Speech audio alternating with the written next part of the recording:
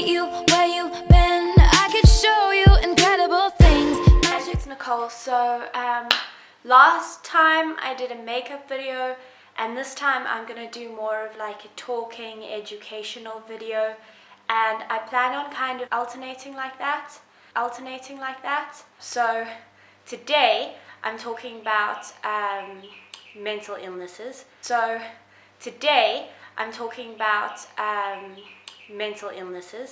And basically I'm going to explain a lot and just explain this whole brain mental disorder thing to everyone. So it's going to be a series, and I'm going to do mental disorders, then I'm probably going to do anxiety, then maybe how to deal with panic attacks and that kind of thing.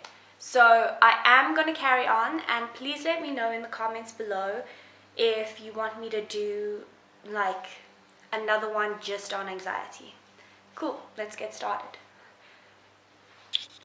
The things that I hate most in this world is when people say things like, oh, you're not actually sick, it's just all in your head. Yes, it's all in my head. That doesn't mean it's not real.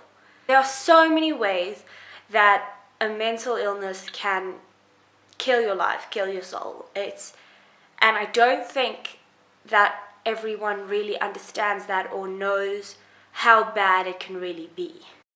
Truth be told, for the longest time, I didn't understand mental disorders, and I didn't believe in them.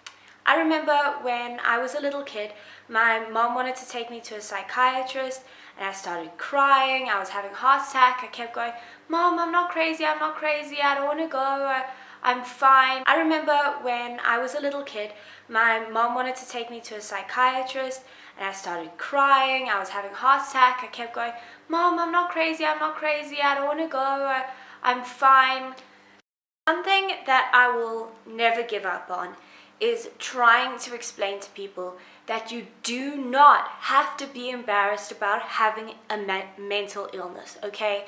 It is not something anyone should be embarrassed about. One of the things that bugs me so much is people say things like, don't take antidepressants or anti-anxiety medication because then your happiness is going to be fake. It's not going to be real. It's not really you. It's just medication tricking you into thinking you're happy. That's like telling a diabetic not to take their insulin because that's going to be fake. Oh, your body didn't actually produce that insulin, so it's fake and you shouldn't do it. You're just fooling yourself into believing that you're healthy, just tricking your body. So considering we're already on the topic of medication for mental illnesses, let's talk about self-diagnosing, okay? Medications for mental illnesses are very dangerous, or at least they can be. If it's a beta blocker or something like that, or like herbal relaxing remedies and things like that, then yeah, go ahead. But drugs for mental illnesses, do not take them without a prescription. I can't emphasize this enough, okay? They will mess with your brain chemistry, and you don't even know if it's in a good way. It's a very, very bad idea. And it's not just your brain chemistry. It's everything. These are your hormones. Your hormones control almost everything in your body. You can overdose really quickly if you don't know what you're doing. So please, please be careful. So let me share a personal experience real quick. So I have GAD. It is a mental disorder. It is generalized anxiety disorder. Basically, it means that my brain produces inaccurate amounts of selective serotonin and norepinephrine. I was misdiagnosed at, I was really young. I think I was in grade 1 or 2. Ever since I was a little girl, really young, there have been things wrong with me. I've had all these symptoms. That's why my mom wanted to take me to a psychiatrist when I was like 7 or 8. And I was diagnosed then with ADHD. That's attention deficit hyperactive disorder. Over the years, I took about 1,000,001 different drugs, okay? I started with Ritalin, that stopped working. Then I did Stratura, Concerta, a different form of Ritalin, a lower dose of Ritalin. I was on these like weird powdered homeopathic things for a while. Basically, we tried everything. With every single one of them, it either stopped working, didn't work at all, didn't work enough, and on top of that, I had the worst side effects to all of them. Every single one of them made me depressed. That was the worst symptom. I was literally a clinically depressed 8-year-old girl. It's bad. Like I said, don't mess with brain medication if you don't know what you're doing, because bad things can happen. Then I had a loss of appetite, like complete loss of appetite. I was so skinny. I was 10 kilograms below the normal weight of a child my age. When you look back at pictures of me when I was young and I look malnourished, it's bad. And nausea, and some of them even made my concentration worse. So basically all my life I didn't want to be on them, and my mom was like, no Nicole, you have to. And basically it was like the number one fight me and my mom had. When I got older and grew some balls, I just stood up to my mom and I was like, absolutely not, I'm not taking these things again. And I went off them. I was really nervous about any kind of medication that would alter my brain chemistry in any way. So some of the symptoms of GAD include heart palpitations, a fast heartbeat, low blood pressure, laziness. That's a weird thing, but yes, laziness. Your motivation to get out of bed is like just terrible.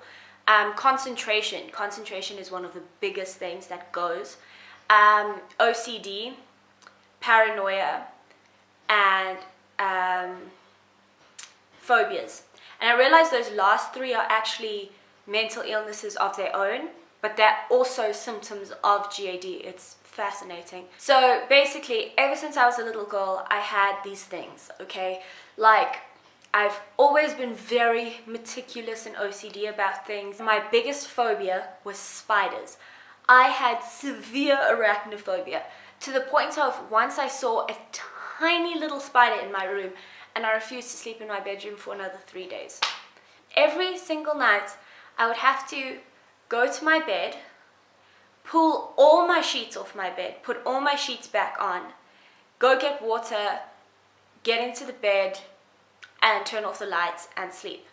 And then I'd like be in bed for like 5 seconds, and I'd swear I felt something crawling on me. So I got up, turned the lights on, took all the sheets off my bed, put them back on. And I did that about 5 and 10 times every single night of my life, because I swore there were spiders in my bed. I would come home and I'd have to pull off all my school clothes because I thought there were spiders in my clothes. Grade 11, it was a particularly stressful time, and things just got out of hand. It was so bad. I could barely get out of bed in the morning. My mom always said that if I got into the car to go to school, it was a huge accomplishment. It would be like the accomplishment of the day if I could just do that. I could barely live my life. And it was at that point that my mom forced me to go back to the psychiatrist because I didn't want to, I was scared. And I went to a new psychiatrist who spoke with me for a very short time, and she realized that when I was younger, I'd actually been misdiagnosed, and I never had ADD or ADHD. It was never my concentration, it was just the anxiety. I feel like that moment when she kind of explained it to me is was still like one of the best moments of my life. Everyone thinks, oh, being diagnosed with a disease, that's awful. But honestly, I got told that I had this mental disorder, and my entire life just got so much better because I knew in that moment, even if other people didn't, that there was nothing wrong with me, that it wasn't me, that it's not that I'm lazy and stupid. I just had something wrong with me, something that I could fix. I went on the medication and everything stopped. I'm on Simgin, which is duloxetine. Now, there was literally a spider a huge blue spider crawling on my arm the other day. And my friends were like, oh my God, Nicole. And I was like, it's okay, just brush it. No, I'm fine. I'll pick up a spider. It'll be fine. I don't mind them anymore. If I forget to take my medication in the morning, I will know, because when I lie in bed that night, I'll like close my eyes and see a spider and be like, oh crap, gotta take my meds. The point of that story was to tell you that you're not alone, and there's nothing wrong with you. If you have a disease, nothing is wrong with you. It's something that's beyond your control. I also just want to warn you to be careful when it comes to taking meds. Even if they were prescribed by a psychiatrist, if they make you feel worse, go off of them immediately. Like, go to another psychiatrist, get a second opinion. Also, by the way, I'll leave my Instagram down below, but I'm pretty sure all of you know my Instagram. You can DM me anytime if you want to talk about it. I'd like to conclude with two things. Firstly, you don't have to be embarrassed. If you have some kind of disorder, don't be embarrassed by it. It's okay. You're fine. It's nothing to be ashamed of. And secondly, if you have been diagnosed with some kind of disorder and you're supposed to be on prescription medication for them, take your goddamn meds, okay? Don't forget. And don't think, oh, it's fine, I'll just skip today, I don't feel like getting up to go fetch them. No, take them. Believe me, in a few days you're going to regret it. Trust. Take your meds, be healthy, be happy. And if you like this video, please give it a thumbs up. And please subscribe to my channel. I would love that. And also, please comment down below if you want me to do a video on just anxiety and how to deal with it. And also, like, specifically maybe how to deal with panic attacks. Because I could totally give you so much advice with that. I used to have panic attacks during exams. I can tell you how to deal. It's okay. So please tell me if you want to see either of those. And thank you so much for watching. I love you.